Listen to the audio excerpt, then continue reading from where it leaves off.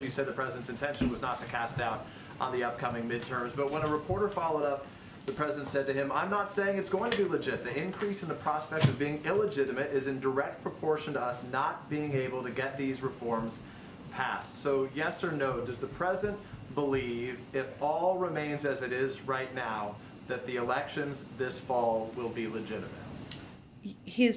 But what the point he was making is that as recently as 2020, as we know, the former president was trying to work with local officials to overturn the vote count and not have ballots counted.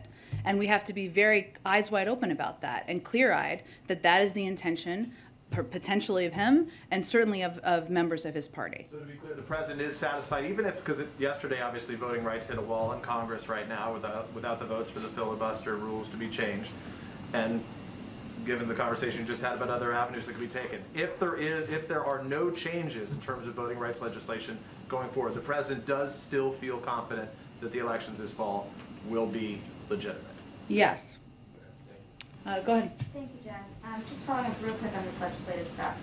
Yesterday, the president blamed Republicans for blocking his agenda, called them obstructionists, but he admitted that he hadn't reached out to any on the issue of voting rights. So now, given where things stand with these two bills, will he be reaching out to any Republicans, seeing that this bipartisan effort on the Electoral Count Act might end up being the only game in town on that? Well, we don't accept that, but I will also say that there has been discussions between Democrats and Republicans for months now about voting rights legislation.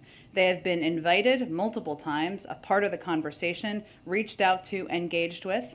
16 of them have supported the protection of voting rights legislation in the past and declined to do that this time. They are not uninformed about exactly what this legislation would do, and they've always been welcome to be a part of the conversation. They decided not to, and I think that's important for people to understand.